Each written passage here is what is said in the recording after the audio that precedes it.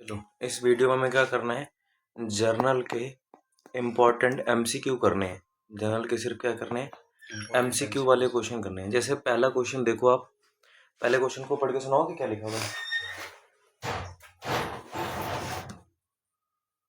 मिल गया? पढ़ के सुनाओ क्या लिखा है।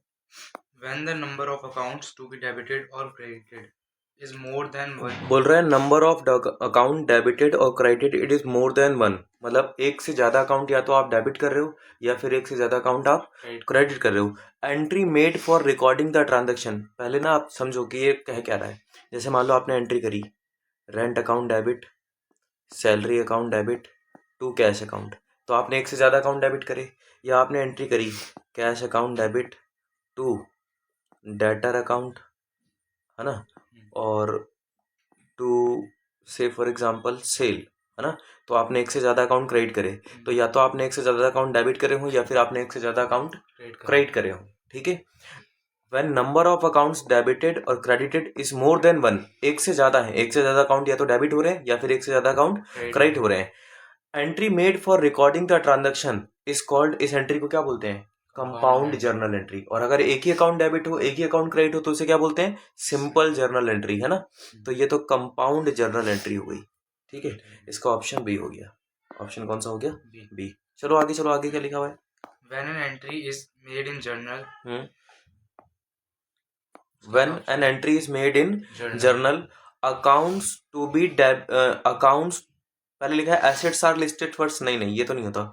Accounts to be debited listed first, accounts to be credited listed first, accounts may be listed in any order. जब हम एंट्री पास करते हैं तो क्या किसी भी ऑर्डर में पास करते हैं, या पहले डेबिट लिखते हैं कि पहले क्रेडिट लिखते हैं, पहले डेबिट लिखते हैं फिर क्या लिखते हैं, क्रेडिट। तो इसका ऑप्शन हो जाएगा बी। इसका ऑप्शन क्या हो जाएगा, बी। चलो आगे वाले में चलो, तीसरे क्वेश्चन में क्या लिखा है, how many accounts can be affected in a transaction. एक अकाउंट्स में एक ट्रांजैक्शन में कितने अकाउंट्स अफेक्ट हो सकते हैं, only one account, only two, at least two, all of this. कम से कम दो अकाउंट होते हैं, ज्यादा से ज्यादा तो कुछ भी हो सकते हैं। तो ओनली टू तो बिल्कुल नहीं, ओनली वन भी बिल्कुल नहीं, कम से कम दो, तो इसमें एटलीस्ट टू आ जाएगा, है ना। चलो फोर्थ क्वेश्चन में क्या लिखा हुआ है, double entry system means, double entry system means recording of each transaction in two sets of book, entry of two aspect of every transaction, two entries in one sets of books, entry in two real accounts। Double entry system का मतलब क्या होता है कि हर एक transaction के कम से कम दो एस्पेक्ट होते हैं। तो entry of to aspect of every transaction, है ना, तो इसका ऑप्शन बी हो जाएगा। इसका ऑप्शन बी हो जाएगा। चलो अगले उस पर आते हैं। क्वेश्चन नंबर 5 में क्या लिखा है, journal is a book of original entry, final entry, cash transaction, non cash transaction. Journal एक ओरिजिनल एंट्री है ना, ओरिजिनल एंट्री की बुक है। छठे में क्या लिखा है, outstanding salary account is, outstanding salary account क्या है, पर्सनल है, रियल है, नॉमिनल है, ऑल ऑफ दी अबव है। आप बताओ। आउटस्टैंडिंग सैलरी, हाँ ये पर्सनल होगा। ये तो पता ना कि अकाउंट तीन तरीके के होते हैं, पर्सनल, रियल और नॉमिनल। पर्सनल अकाउंट वो होते हैं जो पर्सन से रिलेटेड होते हैं, रियल अकाउंट वो होते हैं जो एसेट से रिलेटेड होते हैं, और नॉमिनल अकाउंट वो होते हैं जो एक्सपेंसेस, लॉसेस, इनकम, गेन से रिलेटेड होते हैं, जैसे सैलरी, रेंट, कमीशन। तो ये आउटस्टैंडिंग सैलरी आपको बताना है पर्सनल है, रियल है कि नॉमिनल है। आउटस्टैंडिंग सैलरी, ये पर्सन को वो करेगा ना, लायबिलिटी। हाँ, एक्चुअली पर्सन तीन तरीके के होते हैं, natural person, artificial person, representative person. Natural person, artificial person और रिप्रेजेंटेटिव पर्सन। तो जो आउटस्टैंडिंग सैलरी है ये किसी भी एक्सपेंस के आगे या फिर पीछे, किसी भी एक्सपेंस के आगे या फिर पीछे, किसी भी एक्सपेंस के आगे या फिर कोई पीछे कोई प्रीफिक्स या फिर सफिक्स लग जाए, प्रीफिक्स या फिर तो फिर वो पर्सनल अकाउंट में कन्वर्ट हो जाता है रिप्रेजेंटेटिव पर्सनल अकाउंट में। जैसे मैंने अगर लिख दिया सैलरी आउटस्टैंडिंग, क्या लिख दिया, सैलरी, अगर सिर्फ सैलरी है तो ये नॉमिनल अकाउंट है। लेकिन अगर मैंने लिख दिया सैलरी आउटस्टैंडिंग तो ये क्या बन जाएगा, पर्सनल अकाउंट, है ना। अगर मैंने लिख दिया आउटस्टैंडिंग सैलरी तो ये भी क्या बन जाएगा, पर्सनल अकाउंट। तो किसी भी एक्सपेंस के आगे या फिर पीछे कोई प्रीफिक्स या सफिक्स ऐड हो जाए, आउटस्टैंडिंग, अनपेड, प्रीपेड, एडवांस, तो फिर वो क्या बन जाता है, रिप्रेजेंटेटिव पर्सनल अकाउंट। तो outstanding salary is a personal account, outstanding salary is a personal account, simple.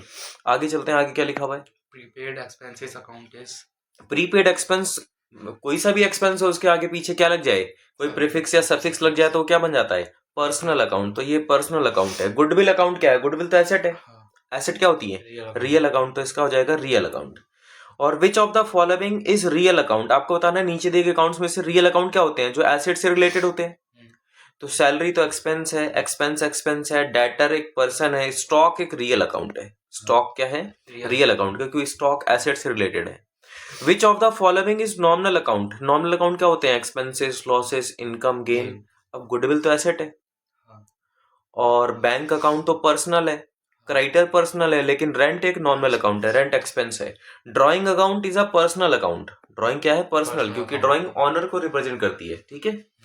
Capital भी क्या है? एक नेचुरल पर्सन है, आर्टिफिशियल पर्सन है कि रिप्रेजेंटेटिव, है ना। वैसे आप देखो तो कैपिटल मालिक को रिप्रेजेंट करती है, तो कहना चाहिए रिप्रेजेंटेटिव, पर ये कहते हैं कि कैपिटल ऑनर को रिप्रेजेंट करती है, और ऑनर एक नेचुरल पर्सन है। ऑनर क्या है? एक नेचुरल पर्सन है, तो ये इसमें नेचुरल पर्सन में कई बार क्लिक कर देते हैं। हाँ, तो मतलब वैसे देखा जाए तो कैपिटल एक आर्टिफिशियल पर्सन में आता है, क्योंकि ये ऑनर से रिलेट करता है, तो ये ऑनर को क्या बोल देते हैं? कौन सा पर्सन है ये? नेचुरल पर्सन है। तो जब भी आपसे पूछा जाए कि कैपिटल और ड्राइंग्स क्या है, तो आपको क्या बोलना है? नेचुरल पर्सन, ठीक है। और फिर आगे 13वां जो क्वेश्चन है, debit word comes in, credit word goes out, is the rule of real account, है ना। तो option B. Rules, rule of debit the receiver, credit the giver is related to personal account, है ना। Person debit the receiver, credit the receiver giver होते हैं। Outstanding expense is artificial personal, representative personal, natural person, all of the above. क्या है? Representative person, representative person. 16 में क्या लिखा है? Rule of debit the expenses, losses and credit the incomes and gains applies to nominal account, ये किसके लिए होता है? नॉमिनल अकाउंट के लिए होता है।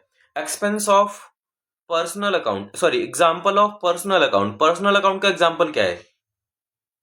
Accrued interest account. क्या है? अक्रूड इंटरेस्ट, क्योंकि इंटरेस्ट एक इनकम या एक्सपेंस है, उसके आगे या फिर पीछे कोई प्रीफिक्स या सफिक्स लग जाता है, वो पर्सनल बन जाता है, ठीक है। अगले उस पे चलते हैं। क्वेश्चन नंबर 18 जरा पढ़ के सुनाओ, क्या लिखा है? Example of natural personal account is, हाँ, आपको बताना है नेचुरल पर्सन का एग्जाम्पल क्या है। नेचुरल पर्सन क्या होते हैं? ड्राइंग अकाउंट नेचुरल है ना, क्योंकि वो मालिक से रिलेटेड है, ठीक है। तो ड्राइंग नेचुरल पर्सन हो गया, बाकी सारे अदर है। 19 में आओ, example of artificial personal account. Artificial personal account का एग्जाम्पल बताओ क्या होता है?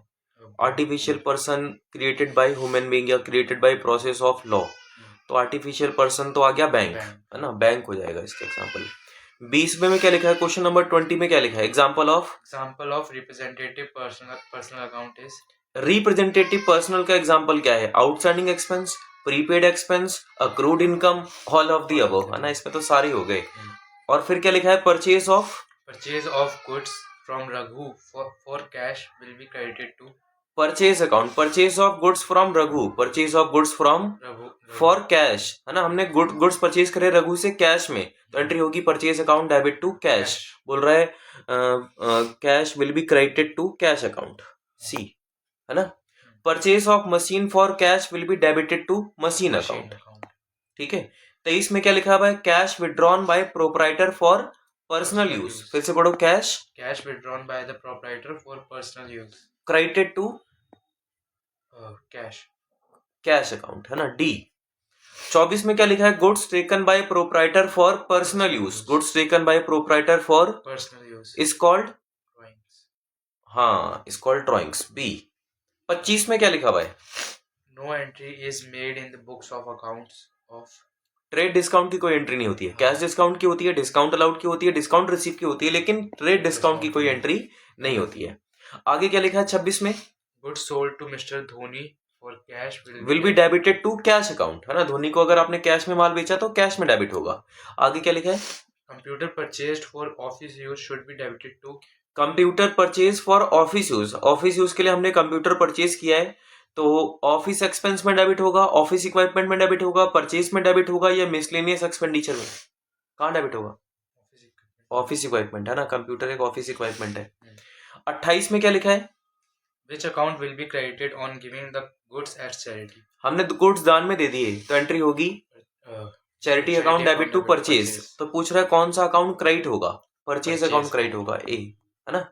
29 में क्या लिखा है? On taking goods for personal use by the proprietor, the account debited will be on taking the goods for personal use for proprietor, goods मालिक लेकर चले गया, पर कौन सा अकाउंट डेबिट होगा? Drawings, drawings account. Drawings account debit, यानी कि सी ऑप्शन है ना। चलो अगले पर आओ।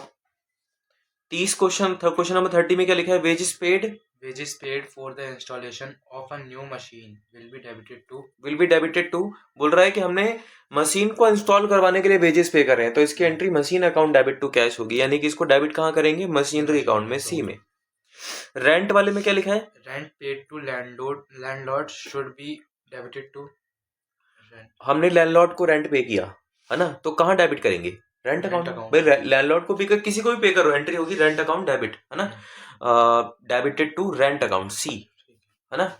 On selling old newspaper, on selling Old newspapers. The account credited should be, हमने पुराना कबाड़ बेच दिया, ओल्ड न्यूज़पेपर मतलब कबाड़ बेच दिया, तो इसकी एंट्री क्या होगी? Cash account debit to miscellaneous income, या cash account debit to sundry income, ऐसी होती है। तो इसमें कौन सा अकाउंट क्रेडिट होगा? मिसलेनियस इनकम, है ना। फिर 33 में क्या लिखा हुआ है? पढ़ के सुनाओ। The journal entry for goods sold to Gopal for cash should include it. Journal entry for good sold to Gopal, हमने गोपाल को माल बेचा। किसको माल बेचा? Gopal. तो good sold to Gopal for cash, cash में बेचा है, तो cash account debit to sale entry होगी, है ना। शुड इंक्लूड डेबिट गोपाल नहीं, डेबिट सेल नहीं, डेबिट कैश और क्रेडिट गोपाल नहीं, debit cash credit sale, D option, है ना, क्योंकि इसकी एंट्री होगी cash account debit to sale. 34 में क्या लिखा है? X returned goods for ₹2000 to us. To us, X ने हमें वापस किया है। भाई एक्स हमें क्यों वापस करेगा? पहले हमने एक्स को माल बेचा होगा, तो एंट्री करी होगी X account debit to sale, और जब एक्स हमें वापस करके जा रहा है तो क्या एंट्री करेंगे? कैश अकाउंट डेबिट टू, नहीं, उल्टा, sale return account debit to X, sale return account debit to X, return goods for 2000, X ने 2000 के गुड्स वापस कर दिए, तो एंट्री होगी sale return account debit to X. Account debited will be sale return, कौन सा अकाउंट डेबिट होगा? सेल रिटर्न मतलब रिटर्न इनवर्ड, सेल रिटर्न मतलब रिटर्न इनवर्ड, है ना, सी ऑप्शन। चलो 35वें में क्या लिखा हुआ है? What will be the amount of capital in opening entry if the following balance appear in the books of SK Sons? SK sons मतलब बोल रहा है कि ओपनिंग एंट्री अगर आप पास करोगे तो बताओ कैपिटल में कितना अमाउंट लिखोगे? कैपिटल में कितना अमाउंट लिखोगे? तो आपको ये तो पता होगा ना, आपने अकाउंटिंग इक्वेशन तो पढ़ी है। तो अकाउंटिंग इक्वेशन में एक फॉर्मूला होता था assets equal to capital plus liability. तो आप यहाँ की ना सारी एसेट्स को प्लस करवा दो। भैया एसेट्स कितनी है? कैश कितने का है? 430 और बैंक 2675। कैश है 430 और आपने बैंक बताया 2675 और सन्ड्री डेटर कितने बताए? 7495 और क्लोजिंग स्टॉक कितना है? 9000 और क्लोजिंग स्टॉक के बाद मशीनरी एंड इक्विपमेंट कितने के हैं? 6000। ये सब मिला के टोटल एसेट्स मेरी कितनी हो गई? 25,600 की मेरे पास टोटल एसेट्स है ना। और इसमें से अगर मैं लायबिलिटी माइनस कर दूंगा तो जो बचेगा वो कैपिटल है, जो बचेगा वो लायबिलिटी के नाम पे तो बस क्रेडिटर्स है 5,600 के 5,600। तो माइनस करके बताओ कैपिटल मेरी कितनी आ गई?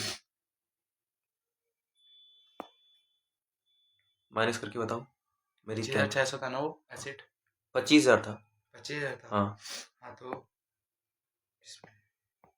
25,000 की एसेट्स आपने बताई थी, 5,600 की लायबिलिटीज बताई थी, तो ये आंसर आ गया 19,400 की कैपिटल। नहीं गलत कर दिया आपने, टोटल 25,600 था। 25,600 था। हाँ, और 20,000 आएगा। अच्छा तो 20,000 आ जाएगा।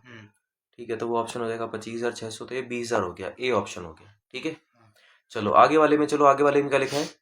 36 में Mohan debtor from whom an amount was due declared insolvent and Mohan एक हमारा डेटर है जिससे अमाउंट लेना था, है ना। डिक्लेयर इंसॉल्वेंट मतलब वो कंगाल हो गया।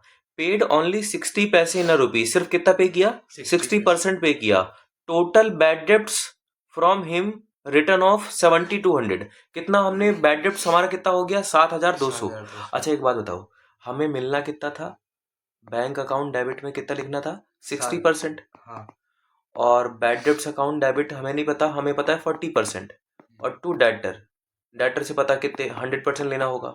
तो कह रहा है कि बैड डेब्ट्स हमारा हो गया 7,200, बैड डेब्ट्स कितना हो गया, 7,200। यानी कि 40% जो हमारा अमाउंट है वो 7,200 है।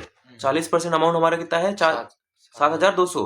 What was the amount actually due from Mohan, तो आपको बताना है मोहन से एक्चुअली कितने पैसे लेने चाहिए थे, मोहन से एक्चुअली कितने पैसे लेने चाहिए। तो एक बच्चा कहता है 18,000, क्या कहता है, 18,000। मैंने कहा ये 18,000 आपने इतनी जल्दी कैसे बता दिया। तो बच्चा कहता है भैया ये तो आप खुद ही समझो कैसे बता दिया। मैंने कहा देखो भाई, बैड डेब्ट्स रिकवर्ड करने की एंट्री होती है cash account debit, bad debts account debit to debtor. 7,200 रुपये मेरे डूब गए, 60% मिला, 40% नहीं मिला और 100% मिलना था। अब मुझे 100% अमाउंट बोल रहा है, टोटल अमाउंट बताओ कितना लेना होगा।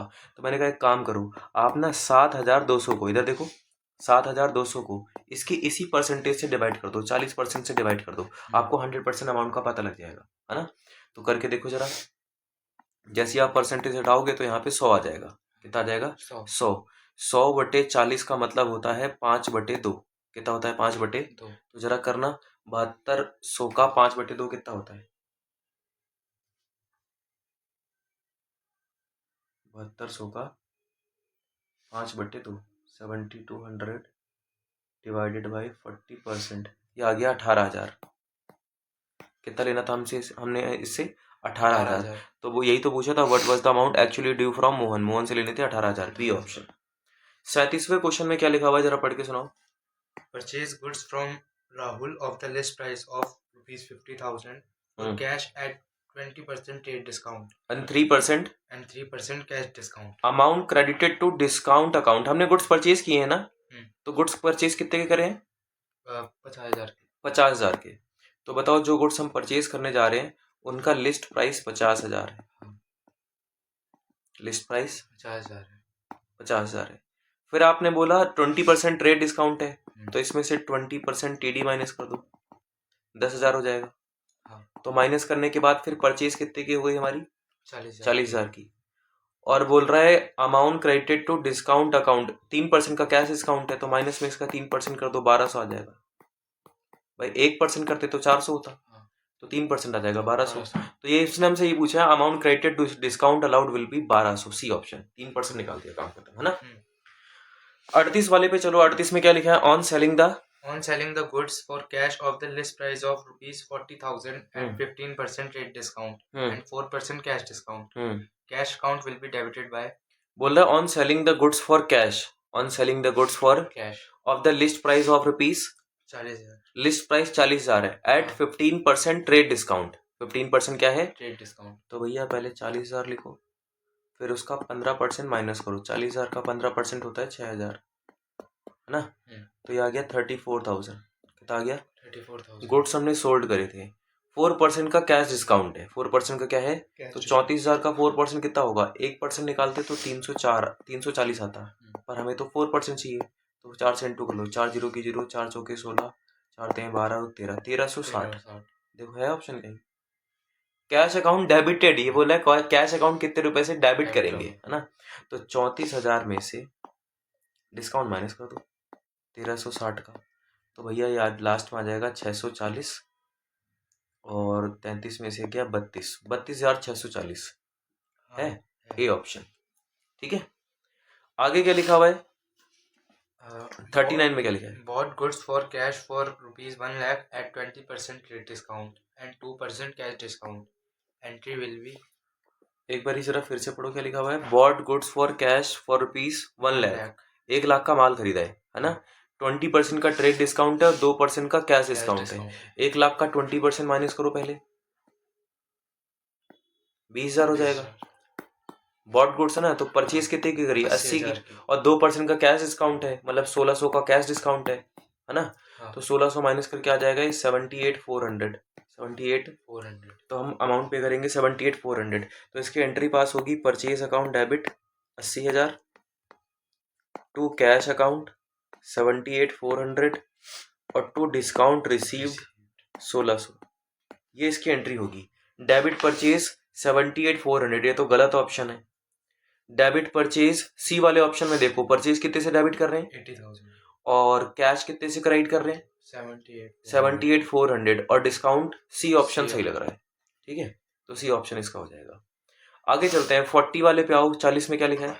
Purchased an old machinery for rupees 50,000 and spent rupees 2,000 on its carriage. हमने एक मशीन खरीदी है, पुरानी मशीन 50,000 की, और उस पर 2,000 रुपये कैरिज पे खर्च किए हैं और 10,000 रुपये ऑन इट्स इमीडिएट रिपेयर। तो ये मशीन हमारे लिए फिर 50 की तो खैर मशीन थी, 2 कैरिज पे चले गए, 10 रिपेयर पे चले गए, तो हमारे लिए मशीन कितने की हो गई? 62 की, 62 की हो गई।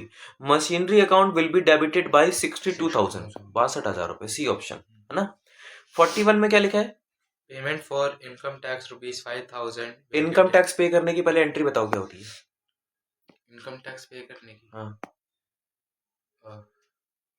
इनकम टैक्स जो हम पे कर रहे हैं वो इनपुट जीएसटी हो जाएगा ना, इनकम टैक्स पे करने की एंट्री होती है drawings account debit to cash. Income tax एक डायरेक्ट टैक्स है, जीएसटी वेस्टी नहीं है, जीएसटी एक इनडायरेक्ट टैक्स है, ठीक है। इनकम टैक्स पे करने की एंट्री क्या होती है? Drawings account debit to cash. तो बोल रहा है अगर हम इनकम टैक्स पे करेंगे तो will be debited to drawings account, B option है ना। चलो आगे क्या लिखा है? 42 में क्या लिखा है? Ledger folio 42 ledger folio column that is LF in the journal is filled at the time of journalizing, balancing, posting, preparing trial balance। जब हम पोस्टिंग करते हैं ना, जब हम क्या करते हैं? पोस्टिंग, तब हम LF वाला कॉलम भरते हैं, ठीक है, जर्नलाइज के समय नहीं भरते हैं। चलो 43 में क्या है? Purchase of goods from X for cash should be credited to. Purchase of goods from X, तो एंट्री होगी purchase account debit to cash, तो credited to cash account, B option है ना। फिर आगे क्या लिखा है? Main objective of preparing a journal, main objective of preparing a journal is to ascertain financial position of the business, नहीं, to journalise the cash transaction, नहीं, to make the posting, नहीं, to record business transaction first of all, D, ठीक है। 45 question में क्या लिखा है?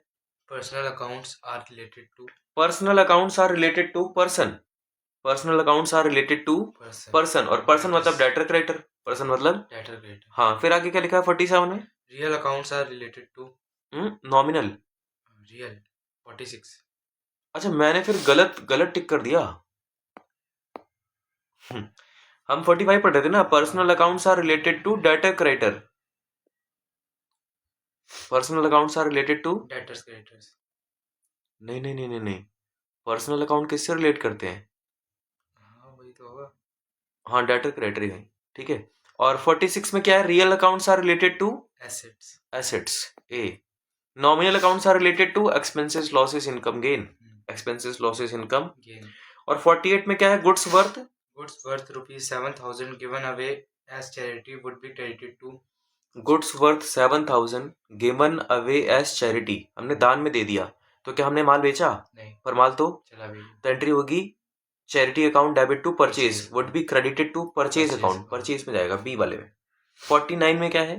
Payment of rupees 6,000 as wages to workman for installation of a machinery should be debited to, हमने 6,000 रुपए वेजेस पे करे हैं वर्कमैन को, वर्कर्स को। फॉर इंस्टॉलेशन ऑफ मशीन, एक मशीन को इंस्टॉल करवाने के लिए जो वेजेस पे करे हैं उसकी entry wages account debit to cash नहीं, machine account debit to cash होती है। तो बोल रहा है, हमसे पूछा क्या है? डेबिटेड टू कहाँ डेबिट करेंगे? Machine account, C option. फिर आगे क्या है? What shall be the amount of capital if cash is rupees 5,000, furniture 12,000, stock 30,000 and creditor 6,000? आप एटलीस्ट ये तो जानते हो कि अगर मुझे कैपिटल निकालनी है तो एसेट में से लायबिलिटी माइनस करनी पड़ेगी। एसेट्स में कैश है, फर्नीचर है, और क्या है? स्टॉक है, और माइनस में लायबिलिटी के नाम पर क्रेडिटर्स हैं। 6,000 खत्म। अब इधर आओ, 12 में से 6 माइनस करो, 6 बचा, 6 और 5 11, 11 और 30 41, तो कैपिटल मेरी आ गई 41,000 की, सी ऑप्शन, ठीक है।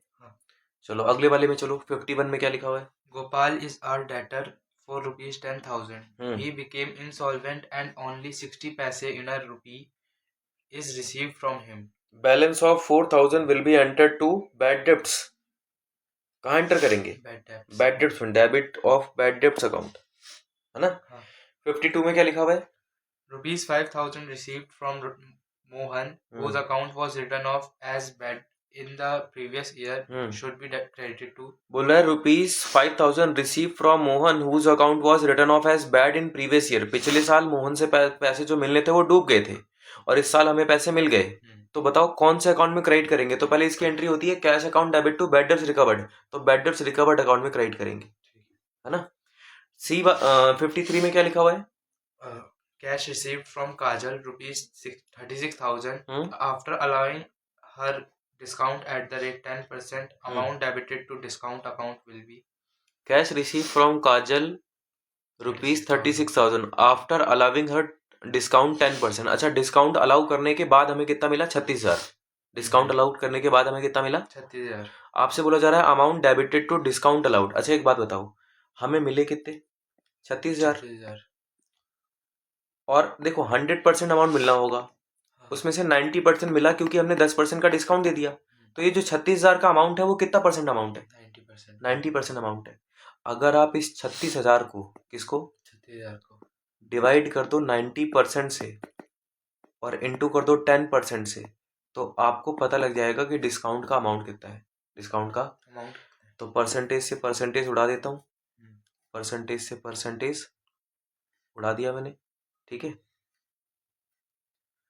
तो 36,000 को डिवाइड करना है 1/9, 1/9 मतलब 4,000, कितना आ गया? 4,000। तो डिस्काउंट अकाउंट में कितना आ जाएगा? 4,000। 4,000। डिस्काउंट में कितना आ जाएगा? 4,000। 4,000, ठीक है। आगे चलो, आगे क्या लिखा है? Loss of goods by fire should be credited to आग लग गई, तो एंट्री होगी loss by fire account debit to purchase. तो क्रेडिट कहाँ करेंगे? परचेज में। फिर आगे क्या लिखा है? Goods costing ₹30,000 supplied to Mohan at a profit of 25% of sale price less trade discount at the rate 5% will be credited to sales account with बोल रहा है सेल अकाउंट में कितना अमाउंट लिखेंगे? सेल अकाउंट में कितना अमाउंट। तो पहले बताओ, कॉस्ट कितनी थी? 30,000। 30,000। और प्रॉफिट कितना था? 25%। तो 30,000 का 25% कितना होता है? 25 तिया 75। तो इसका जो लिस्ट प्राइस हो जाएगा वो 37,500 आ गया, 37,500। फिर हमने 5% का डिस्काउंट दिया है, तो इसमें से माइनस करो 5% का डिस्काउंट। पहले प्रॉफिट प्लस करना और फिर डिस्काउंट माइनस करना। तो इसका 5% कितना होगा बताओ? 37,500 का इसका 10% तो भैया 37,50 होता, पर आपको तो 5% चाहिए, तो 18,75 हो जाएगा। कितना हो जाएगा? 18,75। तो अगर मैं 37,500 में से 37,500 माइनस कर दूँ 5%, तो 95% बचेगा। कितना बचेगा? 95%। क्या ही कर दिया मैंने, 37,500 इंटू में 95%, ये आ गया 35,600। 35 माइनस करने के बाद आता है 35,625। हाँ, ये ए ऑप्शन आ रहा है। सेल्स अकाउंट किससे क्रेडिट होगा? 35,625 रुपए से, डिस्काउंट माइनस करने के बाद। अच्छा, आगे वाले उसमें चलो अगले क्वेश्चन पे। Goods costing ₹20,000 is sold at a profit of 20%। Goods जिसकी कॉस्ट कितनी है? 20,000 उसको 20% प्रॉफिट पर बेचा, और ट्रेड डिस्काउंट कितना है? 10%। Cash discount 10%। Half the payment was received at the time of sale. What is the amount of cash received at the time of sale? Cash कितना मिला ये पूछ रहा है। तो पहले तो आप मुझे ये बताओ कि हमने माल कितने का बेचा है? 20,000। 20,000 तो उसकी कॉस्ट है। 20,000 तो उसकी क्या है? कॉस्ट है। प्रॉफिट कितना है? 20%। 20%। 20,000 का 20% कितना होता है? 20,000 का 20% 4,000। तो यानी कि गुड्स की लिस्ट प्राइस 24,000 है। ट्रेड डिस्काउंट कितना है? 10%। इसमें से माइनस करो 10% ट्रेड डिस्काउंट, 2400। तो माइनस करने के बाद आ गया 21,600। 21,600। फिर क्वेश्चन कह रहा है कि सारा पैसा मिल गया कि आधा पैसा मिला? Half the payment was received at the time of sale, तो इसका आधा करो। 21,600 का आधा कितना होता है? 10,800। 10,800। और उसमें भी मैं 10% का क्या दे दूंगा? Cash discount. 10,800 का 10% क्या दूंगा? तो आप बताओ, 10,800 का कैश डिस्काउंट 1,080 हो जाएगा। तो माइनस करके कितना आ गया? 720। 9,720, है ना। कैश रिसीव हो जाएगा 9,720, ऑप्शन ए। 9,720 ऑप्शन ए, है ना। फिर आगे क्या लिखा है? Paid to Rahul on behalf of Sanjay ₹12,000 will be debited to कौन? 57 ना। Paid to Rahul on behalf of Sanjay, Rahul को पे किया है किसके बिहाफ पर? संजय के बिहाफ, संजय के बिहाफ पर। Paid to Rahul on behalf of Sanjay, on behalf of Sanjay, ₹12,000 debited to, Rahul को पे किया है लेकिन किसके बदले पे किया है? Sanjay, on behalf of Sanjay, मतलब पे करना था संजय को और पे कर दिया राहुल को, राहुल को। तो एंट्री होगी Sanjay account debit to cash या Rahul account debit to cash? Sanjay account debit, Sanjay account है ना, will be debited to Sanjay account, will be debited to Sanjay account, Sanjay. तो जिसके बिहाफ पर देना था उसी को डेबिट करना है, जिसके बिहाफ पर देना था उसी को क्या करना है? डेबिट करना है। चलो आगे चलो 58 में। Sold goods worth list price of ₹8,000 at 10% trade discount और 2% कैश डिस्काउंट, हाँ, 25% received at the time of transaction only, amount posted to discount will be, बोला डिस्काउंट में कितने रुपए जाएंगे? पहले बताओ माल कितने का है? 8,000 का 8,000 का, और उसका 10% क्या माइनस करेंगे? ट्रेड डिस्काउंट, तो भैया 8,000 में से 10% माइनस करो, 800 आ गया, तो गुड्स बचे 7,200 के। फिर आगे लिखा है कि 25% receive at the time of transaction, इसका 25% कितना होगा? 72,100 का 25% 1,800 होगा। कितना होगा? 1,800 के 72, है ना? तो 1,800 हो गया, 1,800 रुपये, मतलब 1,800 वाली ट्रांजेक्शन हमें मिल जाएगी। अमाउंट पोस्टेड टू डिस्काउंट, अब 1,800 का ही निकलेगा वो 2% कैश डिस्काउंट। तो 1,800 का 1% 18 रुपये होता और 2% 36 रुपये हो जाएगा। तो amount posted to discount account will be 36। मैंने गुड सोल्ड करे है ना, तो फिर डिस्काउंट हाँ डेबिट हो जाएगा, 36 रुपये डेबिट, 36 रुपये डेबिट। फिर आगे चलो 59 में क्या लिखा है? Journal records the transaction of a firm in a chronological order, periodic manner, systematic, summarised, कौन से तरीके से? क्रोनोलॉजिकल क्रोनोलॉजिकल ऑर्डर में डेट वाइज रिकॉर्ड करते हैं। 60 में क्या लिखा है? Rent of proprietors house paid from account on cash will, Rent of proprietor's house paid from account on cash will be decrease the profit, increase the profit, reduce the capital of the business, reduce cash as well as capital of the business। अगर आप मालिक का rent पे करोगे तो मालिक की capital से भी माइनस हो जाएगी और कैश भी माइनस हो जाएगा, तो इसका ऑप्शन सी हो जाएगा, reduce cash as well as capital, reduce cash as well as capital. आगे चलो, ये थोड़े बड़े बड़े क्वेश्चन है, पढ़ के सुनाओ क्या लिखा है। What will be the journal entry for salary outstanding amounting to ₹5,000? 5,000 की आउटस्टैंडिंग सैलरी है, 5,000 की आउटस्टैंडिंग सैलरी है। और what will be journal entry for salary outstanding 5,000। अगर सैलरी आउटस्टैंडिंग है तो एंट्री क्या होती है? Salary account debit to outstanding salary, salary account debit to outstanding salary, salary account debit to what will be journal entry for salary outstanding amounting to 5,000। कुछ नहीं होगी इसमें, 5,500 अमाउंट है ना, क्योंकि हर जगह 5,500 है, तो नन ऑफ दीज आ जाएगा इसका, क्या आ जाएगा? है ना, बी कर रखा है इसमें, बी कर रखा है। हाँ। तो फिर ये अमाउंट क्यों? तो इसका मतलब यहाँ इसमें तो देखो नन ऑफ दीज ही होगा, है ना, क्योंकि या तो ये अमाउंट चेंज कर ले, 5,000 कर ले तो सही हो जाएगा, तो फिर बी वाली एंट्री हो जाएगी, है ना, अदरवाइज तो यही है। चलो 62 पर आओ। Amount due from Rocky debtor ₹50,000 and received a check from him in full and final settlement of his account. After discount of 2%, identify the correct entry from the following. Amount due from Rocky, amount due from Rocky से कितने पैसे लेने? 50,000. received a check from him in full and final settlement after discount of 2%, identify the correct entry. अच्छा, Rocky से लेने थे 50,000 लेकिन 2% का डिस्काउंट दे दिया, अगर मैं 1% का डिस्काउंट देता तो 50,000 का 1% कितना होता है? 50,000 का 1% 2 हाँ 500, तो 2% कितना हो जाएगा? 1,000। हाँ. तो अगर मुझे रॉकी से मुझे 50,000 मिलने थे लेकिन फुल सेटलमेंट में पैसा मिला, तो मैं एंट्री करूँगा cash account debit, discount account debit to Rocky 49,000, 1,000 और 50,000, है ना। तो एंट्री क्या हो जाएगी? बैंक अकाउंट, चेक मिला था ना, हाँ चेक मिला था, तो बैंक अकाउंट, इसकी सी एंट्री हो जाएगी, है ना। हाँ. चलो सी के बाद आओ 63 पर आओ। 63 में क्या लिखा है? A sells goods to B costing ₹1 lakh at a profit of 10% above cost, less 10% trade discount and a further 5% cash discount if paid within 15 days. 15 दिनों के अंदर पे कर दिया तो which of the following journal entry would be correctly recorded at the record the sale in the books of A and B in the books of A if B makes the payment within 15 days. Which of the following journal entry would correctly record sale in the अच्छा अगर वो 15 दिनों के अंदर पे कर दे तो पहले तो माल बेचने की एंट्री होगी। पहले 1 लाख का माल है, कितने का माल है? 1 लाख का। और 10% उसमें क्या है? प्रॉफिट है। तो 1 लाख का 10% हो जाएगा। अब ये जो माल है 1,10,000 का हो जाएगा। फिर हम 10% का क्या दे रहे हैं? Trade discount. तो इसमें से 10% मतलब 11,000 माइनस करेंगे तो 99,000 आ जाएगा, है ना? और 5% का कैश डिस्काउंट है अगर पेमेंट तुरंत मतलब 15 दिनों के अंदर हो गई तो 15 दिनों के अंदर हो गई तो debit A sales goods to B